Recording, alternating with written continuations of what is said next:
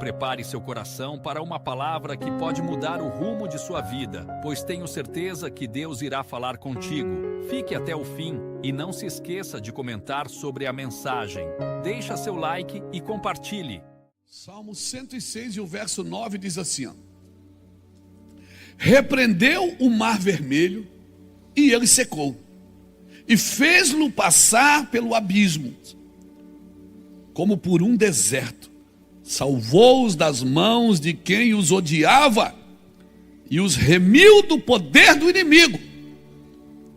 As águas cobriram seus opressores, nenhum deles escapou. Está falando de quando abriu o mar e fechou com os soldados de Faraó dentro. Então creram na sua palavra e lhe cantaram louvores. Cedo, porém, se esqueceram das suas obras e não lhe guardaram os desígnios. Entregaram-se à cobiça no deserto e tentaram a Deus na solidão. Concedeu-lhes o que pediram, mas isto lhe fez desfinhar-lhes a alma. Pegou? Aqui o Salmo 105 e o Salmo 106, se você ler todo, muito lindo. Conta a história de como Deus libertou o povo do Egito, de como Deus foi com eles, de como Deus os curou, os abençoou, os transformou, acompanhava a comida, acompanhava a roupa, acompanhava tudo. Era um livramento atrás do outro. Quando passaram aqui o mar mesmo, chegou do outro lado, Miriam tocou tamborim e dançou na presença de Deus. E está aqui tudo relatado. E Deus os livrou, os guardou, e eles creram na sua palavra. Por quê? Porque receberam o benefício dela. Eles creram na sua palavra porque receberam o benefício dela. Cantaram-lhe louvor de agradecimento. Irmão, foram para o culto adorar. Mas cedo esqueceram das suas promessas e não guardaram os seus desígnios. E o Senhor disse: eu dei o que eles queriam, mas isso fez desfinhar-lhes a alma. Ou seja, o que eu vou falar aqui pode ir contra algumas coisas que você crê, e eu espero que vá. Porque às vezes nós não precisamos mudar de religião, nós precisamos mudar de natureza. A gente precisa mudar a nossa natureza. A nossa natureza caída, a mente é caída, e a mente começa a acreditar em coisas que não fazem sentido para nós. Por isso que eu disse que existe batalha só na sua mente. E quando você conversa com pessoas como pastor, as pessoas dizem assim, algumas, não todas, né? Mas eu estou falando, usando o coletivo aqui. As pessoas dizem, não, pastor, mas eu assumi o problema.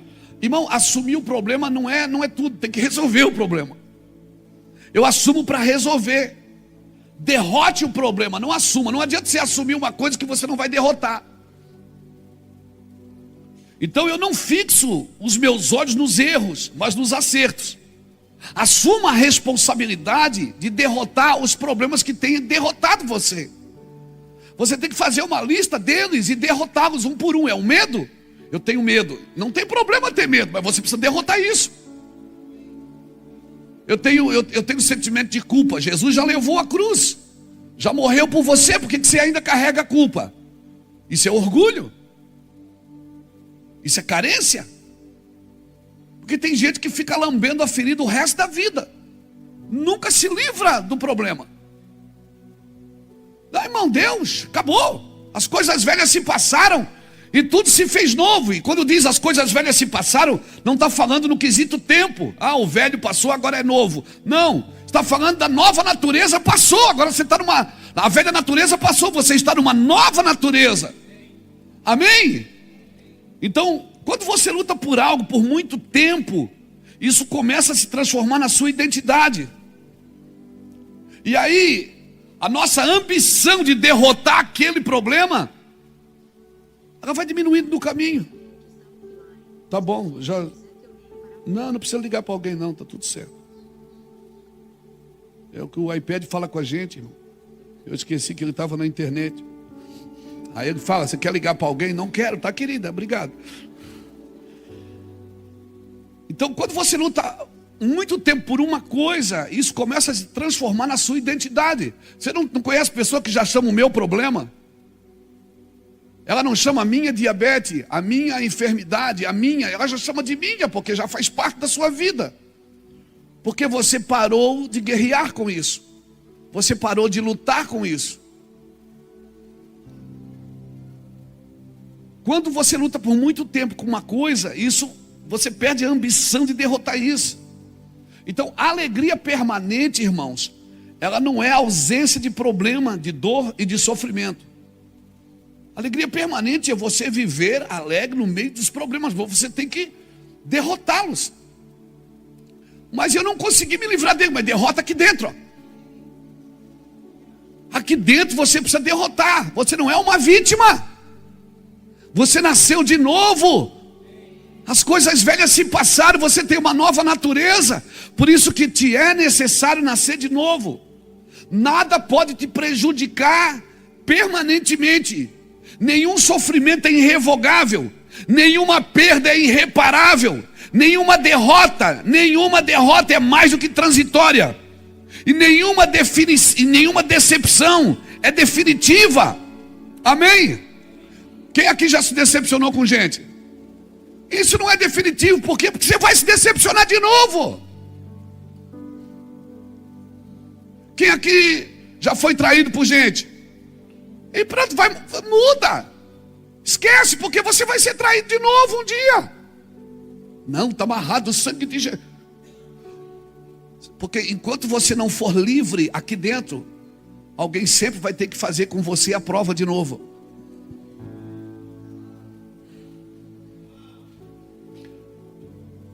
Então o Senhor está dizendo que eu ainda vou me ofender. Enquanto você se ofender, você ainda vai se ofender. Até que ninguém mais consiga te ofender. Ninguém mais consiga parar. Por quê? Porque você não vive de sentimento. Você vive de fé. A fé não sente, a fé sabe. A fé é a convicção das coisas que se esperam.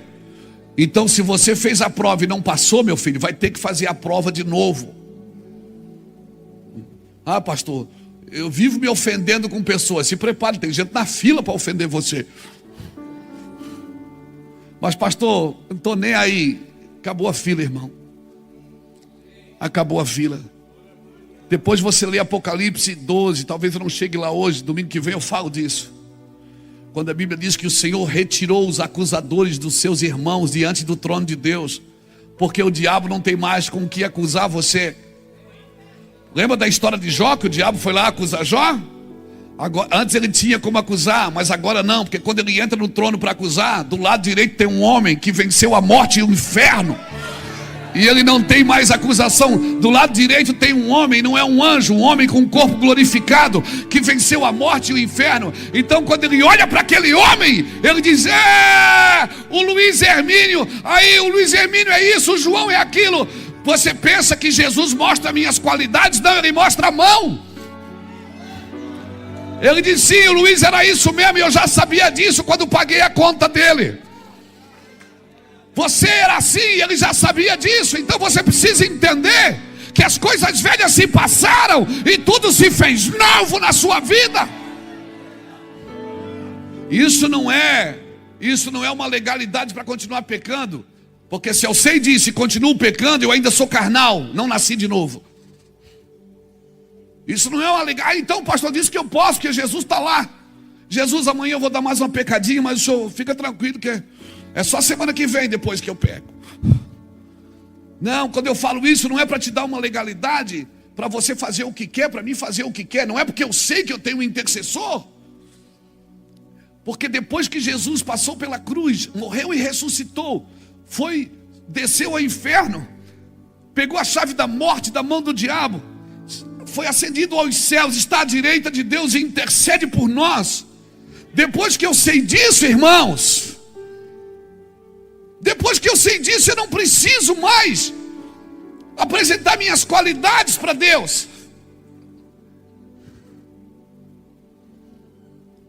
Jesus não mostra minhas qualidades, Jesus mostra as suas mãos, as suas cicatrizes. Então só porque eu sei que tem um intercessor, eu vou fazer tudo errado? Não, se eu continuo fazendo errado mesmo sabendo disso, é porque eu ainda sou carnal. Porque sabendo disso, eu não preciso mais fazer errado. Jesus nunca negou a realidade do sofrimento, do desânimo, da decepção, da frustração ou da morte. Mas ele declarou uma coisa, que o reino de Deus venceria todos esses horrores. Nenhum mal pode resistir o amor do Pai. Nenhum mal pode resistir o amor do Pai. Diga para quem está do seu lado: nenhum mal pode resistir o amor do Pai. Nenhum mal pode resistir o amor do Pai. Eu não sei se você assistiu um vídeo na internet, já um vídeo antigo, de um cara que ele era um serial killer. Ele matou muitas mulheres.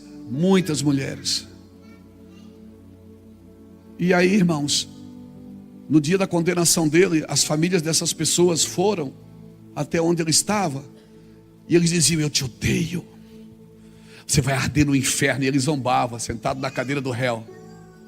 Ele dizia, estava nem aí, desdenhava tudo. E uma mulher dizia: você vai morrer, você vai arder no inferno. E ele... Aí foi um homem olhou para ele e disse assim: você fez muito mal para minha casa, você matou nossa menina, mas eu te perdoo, eu te libero, e eu quero que você viva e tenha paz. Eu quero que você um dia seja um homem salvo. Aquele homem começou a chorar. Aquele mesmo homem que estava desdenhando começou a chorar. A chorar, irmãos. Por quê? Porque só o amor constrange, irmãos. Só o amor. Não existe arrependimento pela ira.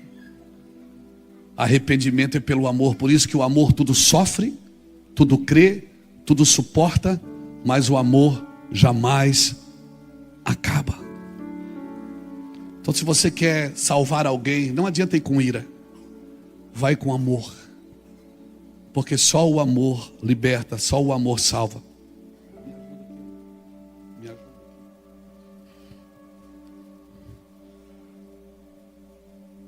Então, só o amor de Deus pode vencer esses horrores. Só o amor de Deus pode vencer esses horrores. Então, querido, Deus não vai nos criar proteção. E nem nós podemos criar proteção que substitua a presença de Deus. Nenhuma proteção substitui a presença de Deus, irmãos. Então, eu devo reciclar, resetar alguma coisa, o que precisar. Mas hoje as pessoas querem saber de que lado você está. Irmãos, nós não somos defensores de A ou B. Nós somos defensores da ideia original. Que o amor tudo sofre, tudo crê, tudo suporta, mas ele jamais acaba. Se Deus tiver que nos dividir para nos expandir, então isso tudo é uma grande mentira. Se Deus tiver que nos dividir para nos expandir, se tivermos que dividir, então nós precisamos rever a nossa teologia.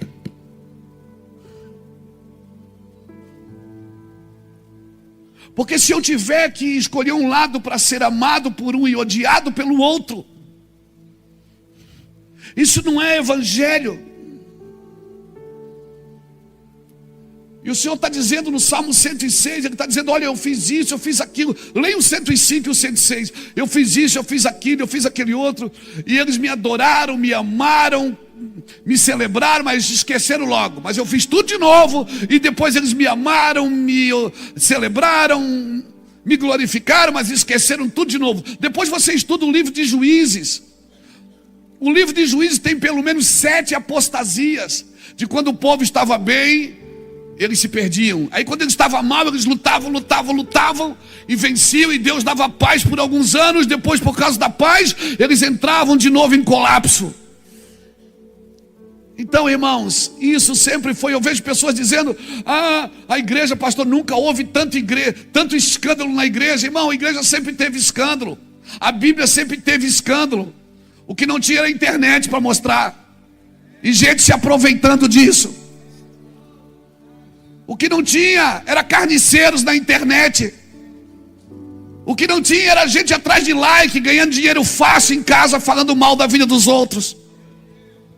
O que não tinha são esses demônios enviados do inferno, que lutam contra a igreja de Jesus Cristo e acham que estão fazendo um favor para Deus. Deixa eu te falar, Saulo de Tarso também achava que fazia um favor para Deus.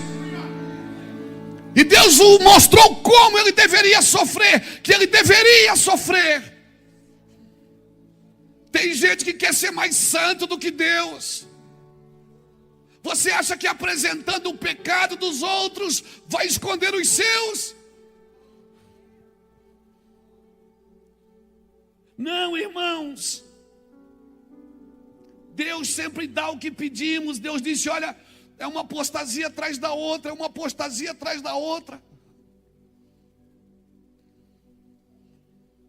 Mas eu vou estar sempre ali de mãos estendidas e vou abençoar de novo. E eu vou abençoar de novo, e eu vou abençoar de novo. Se coloca agora comigo no lugar de Deus. Se você fosse Deus, você salvaria você mesmo? Claro que não, irmão. Se você fosse Deus, você deixaria seu filho morrer por alguém que não merece? Se coloque 10 segundos no lugar de Deus agora. É desse amor que eu estou falando, não existe outro. É dessa compreensão que eu estou falando. Faz de conta que você é Deus. Aí o seu filho, que está ali talvez no Kids, ele vai crescer e Deus, um dia ele vai chegar: mãe, pai, eu quero morrer. Eu quero morrer para salvar a vida do traficante, do estuprador, do abusador, do pedófilo, da prostituta. E a lista é grande, irmão. Do João, do Luiz Hermínio, da Maria, do corrupto, do mentiroso, do fofoqueiro, do imoral. Mãe, eu vou morrer por ele. Você ia deixar, irmão? Deus não só deixou, como deu. Ele deu o seu filho. E o que Deus espera de mim e de você é que a gente entenda o que é amor. Que a gente entenda o que é amor. Todo mundo aqui tem noção do certo e do errado, irmãos. E nós temos que aprender a separar o pecado do pecador. Porque o pecado precisa ser abominável. O crime precisa ser abominado. Mas o criminoso precisa ser amado.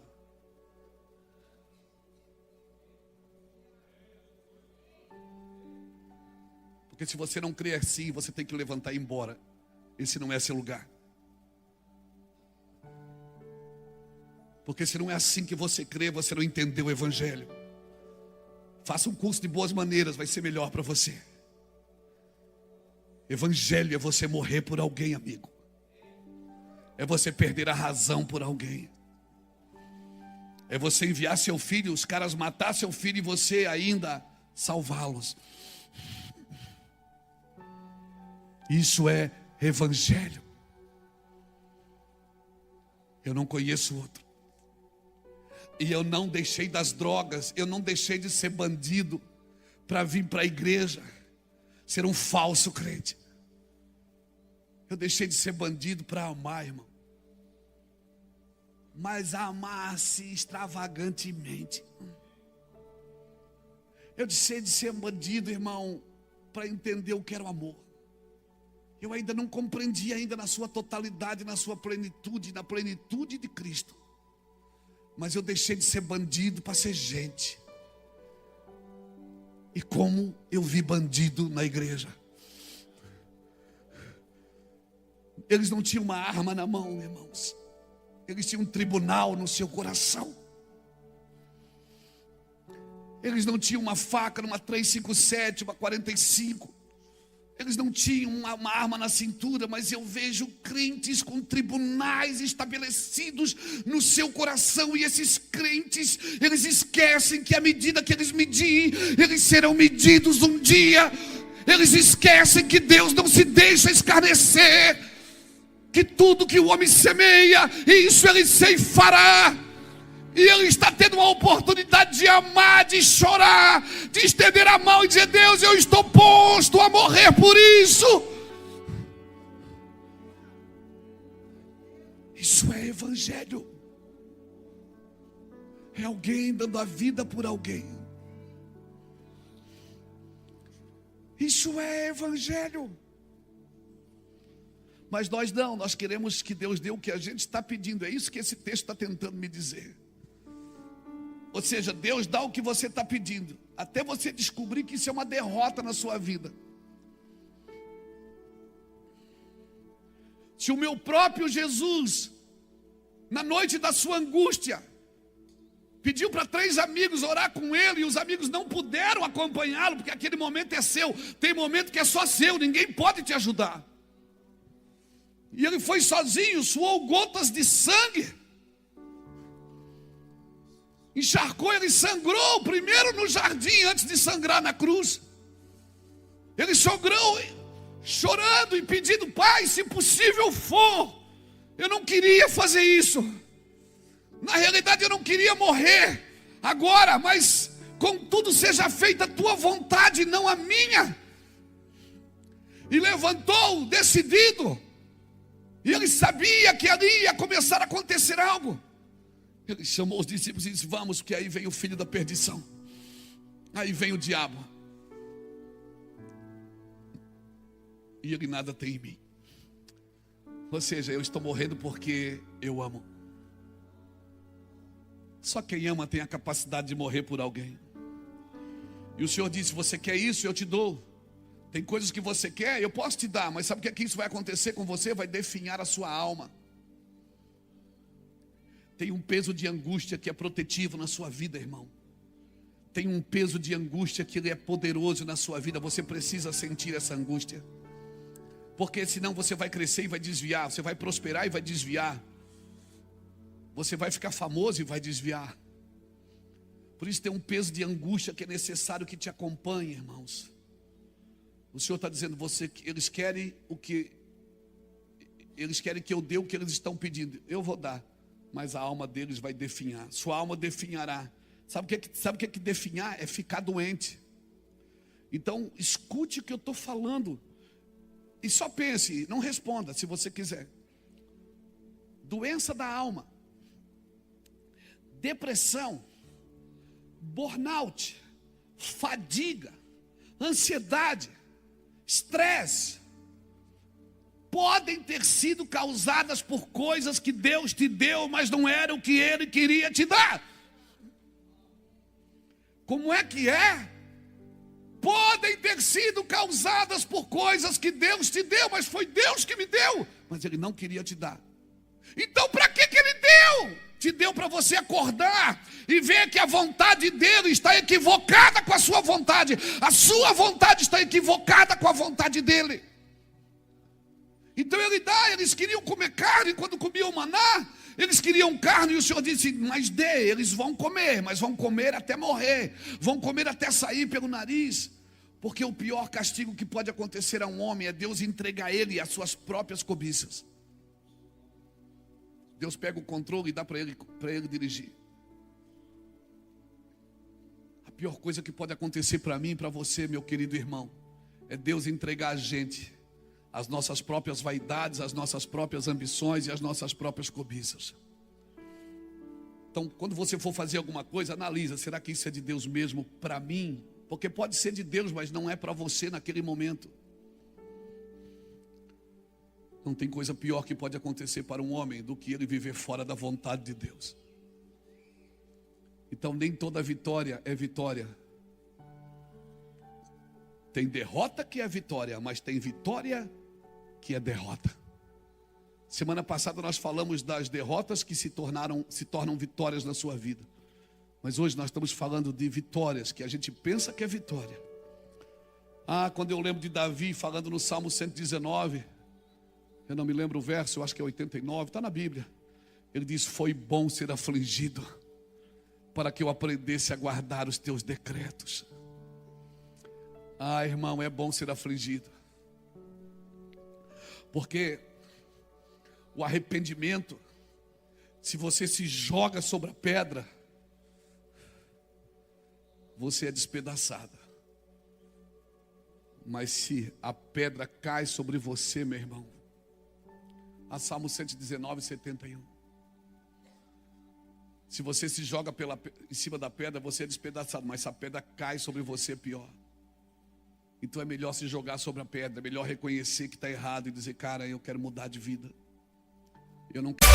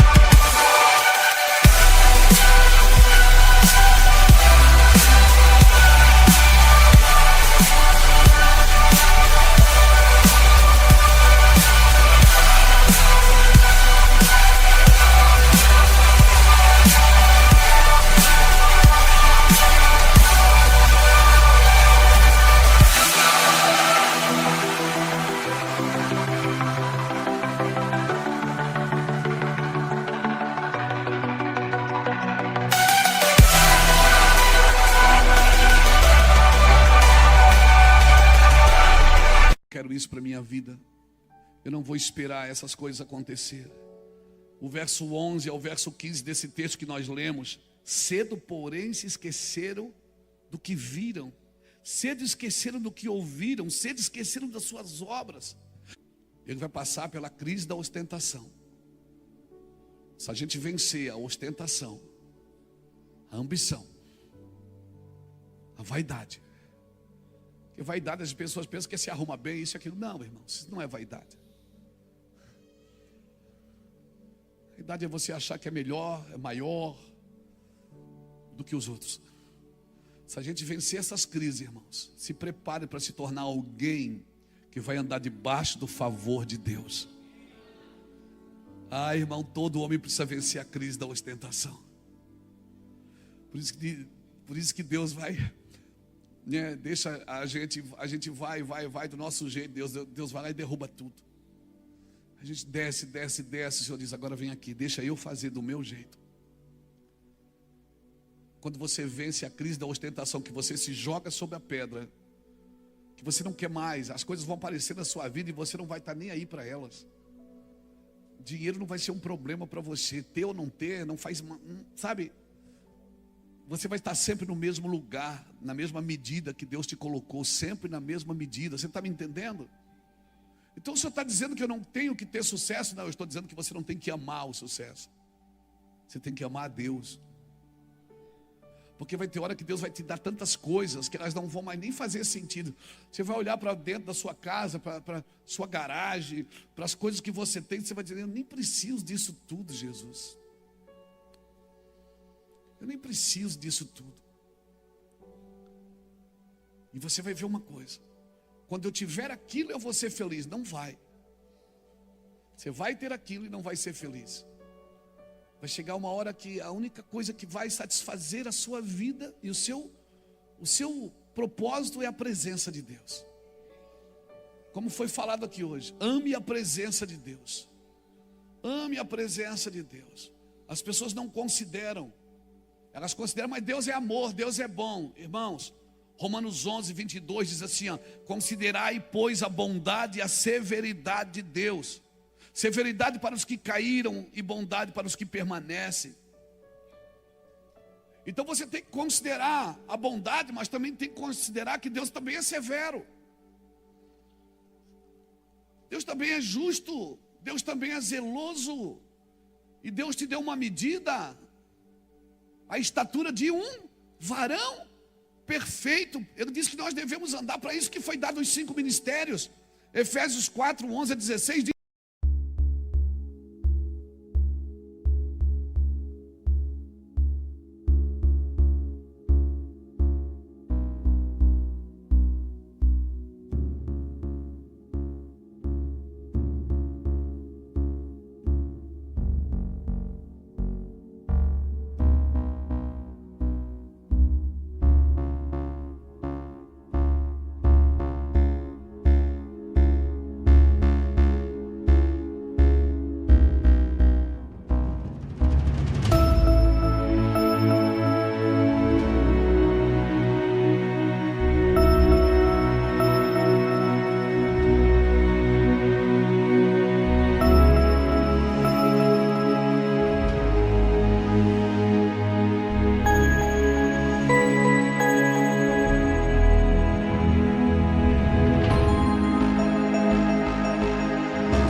que os 5 ministérios foi dado para que a gente chegue à plenitude da fé, à estatura de um varão perfeito. Qual é a estatura de um varão perfeito? Quem é o varão perfeito que você conhece? Quem é o varão perfeito que você conhece? Jesus. Então eu preciso estar na estatura dele, na medida que ele viveu, que ele vive. Ele tem uma medida para mim, a medida para mim é ele. Ele é a expressão do amor de Deus, é a medida exata da criação de Deus. Então, se a Bíblia diz que eu tenho que chegar à estatura de um varão perfeito, não é ser o melhor apóstolo do Brasil, o apóstolo que tem a maior igreja, não. É estar na estatura de um varão perfeito. E o varão perfeito que eu só conheço um: Jesus Cristo, que venceu a morte e o inferno, foi obediente até a morte e morte de cruz. Aleluia! Aleluia!